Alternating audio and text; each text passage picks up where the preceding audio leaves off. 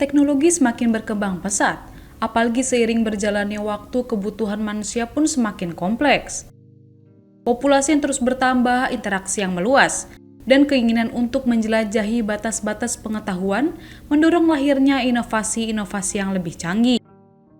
Kebutuhan untuk berkomunikasi secara instan, mengakses informasi tanpa batas, dan mengelola data dalam skala besar melahirkan teknologi digital yang semakin hari semakin pintar.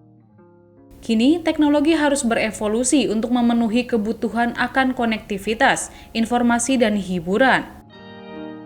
Salah satu teknologi yang sedang diramaikan masyarakat ialah munculnya aplikasi World App. Lantas, apa itu World App?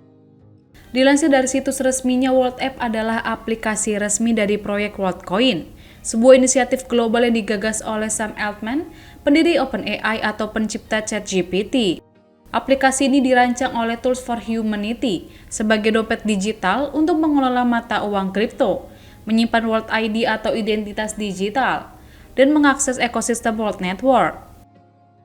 Di laman itu juga, World membagi layanan mereka menjadi 4, yakni World ID, World App, WorldCoin, dan World Chain. Mereka mendeskripsikan World ID sebagai sistem untuk membuktikan dengan aman dan anonim bahwa Anda adalah manusia secara online. Sistem pengenalan ini disebut hadir sebagai respons terhadap zaman kecerdasan buatan atau AI. World ID disebut bekerja untuk membantu penggunanya masuk ke aplikasi mobile dan melakukan verifikasi online, sekaligus memastikan Anda adalah manusia dan bukan bot. Sementara itu, World App adalah aplikasi yang digunakan untuk menyimpan World ID. Secara praktis, World App adalah dompet pertama yang dibuat untuk WorldCoin. Dompet ini menggabungkan mekanisme dari WorldCoin dan Ethereum untuk memberikan kemudahan pada penggunanya ketika mengakses identitas dan keuangan yang terdesentralisasi. Nantinya, setelah memiliki World ID yang berperan sebagai paspor digital global, pengguna dapat mengakses dunia internet yang lebih luas dengan segala kesempatan dan potensi yang ditawarkan olehnya. World ID sendiri akan menggunakan biometrik mata lewat perangkat pencitraan khusus yang disebut dengan orb. Kemudian dalam prosesnya melakukan verifikasi pengguna yang melakukan pendaftaran. Namun perlu ditekankan pada salah satu unggahan bahwa World ID dirancang untuk memverifikasi keunikan yang dimiliki pengguna, bukan identitas pribadi seseorang.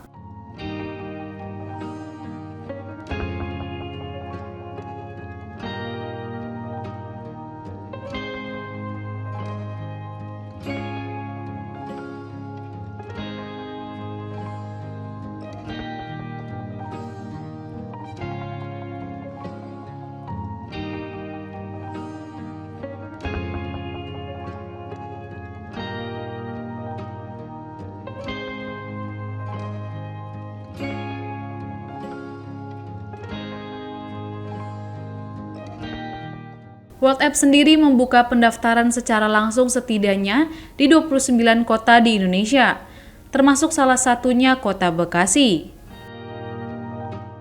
Masyarakat yang ingin turut mendaftar diminta untuk datang dan melakukan pemindaian atau scan retina mata menggunakan orb. Menurut kabar yang beredar, setelah pendaftaran selesai, maka pengguna akan memperoleh uang antara Rp200.000 hingga Rp800.000. Meski menarik banyak perhatian, World App juga menuai kontroversi terutama terkait keamanan data biometrik. Penggunaan pemindaian iris mata menimbulkan kekhawatiran akan potensi penyalahgunaan data. Meskipun WorldCoin mengklaim bahwa data biometrik hanya digunakan untuk verifikasi dan tidak disimpan. Kode enkripsi yang dihasilkan dari pemindaian disimpan di database untuk mencegah verifikasi ganda, tetapi banyak masyarakat tetap skeptis. Kemudian data terkait retina mata terbilang sangat sensitif dan dapat menjadi data identitas seseorang karena bersifat unik dan berbeda-beda. Untuk itu, bagi yang mulai tertarik untuk mendaftar, sebaiknya memahami benar risiko yang muncul dari proses ini.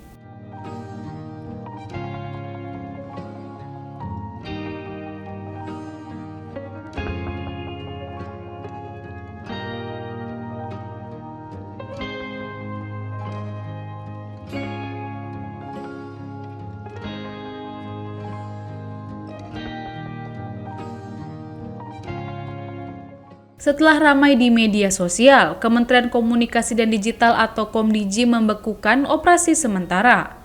Tanda daftar penyelenggara sistem elektronik atau TDPSE, layanan WorldCoin dan World ID. Langkah tersebut diambil setelah viral PSE itu memberi Rp800.000 bagi orang yang mau data retinanya direkam. Menteri Komunikasi dan Digital Mutia Hafid mengatakan bahwa pihaknya akan membekukan sementara kantor World App tersebut. Aplikasi Retina gimana, Bu, penindakannya? Jadi atas masukan masyarakat kita suspend, mereka nanti diberikan hak menjawab, akan dipanggil oleh pengawasan ruang digital. Dan sementara karena banyak masukan dari masyarakat, jadi kita suspend terlebih dahulu sambil mendengarkan penjelasan dari mereka. Apa rencana pemanggilannya? Dalam waktu dekat Pak Dirjen yang tahu prosesnya tanggal 5. Senada dengan Mutia, Direktur Jenderal Pengawasan Ruang Digital Komdigi Alexander Sabar melalui laman resmi Komdigi mengatakan bahwa pembekuan ini merupakan langkah untuk mencegah potensi risiko terhadap masyarakat.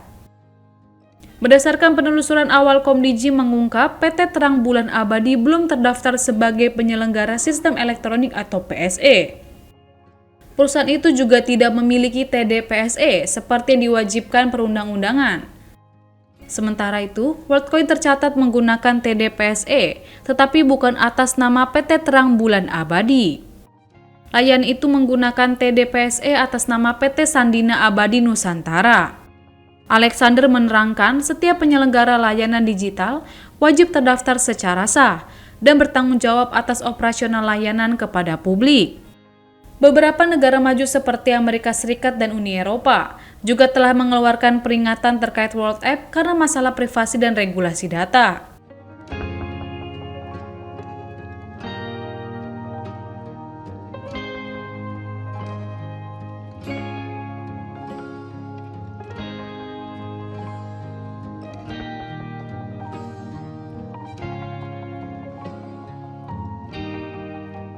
World App dibekukan oleh Kementerian Komunikasi dan Digital atau Komdigi, usai platform tersebut viral di media sosial. Tools for Humanity startup yang berada di belakang World pun buka suara. Tools for Humanity menyebut pihaknya telah menghentikan sementara layanan verifikasinya di Indonesia dan akan melakukan komunikasi dengan pemerintah terkait izin mereka. Lebih lanjut, TFH mengatakan pihaknya memanfaatkan teknologi untuk memverifikasi keunikan individu di era AI. Terlebih ketika misinformasi dan disinformasi termasuk pencurian identitas dan deepfake merajalela.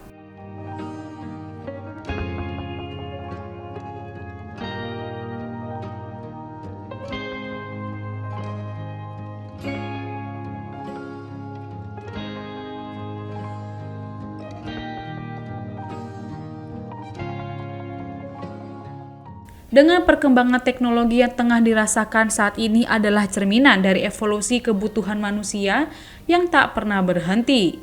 Setiap inovasi adalah jawaban atas tantangan yang dihadapi dan dorongan untuk mencapai kehidupan yang lebih baik, efisien, dan bermakna.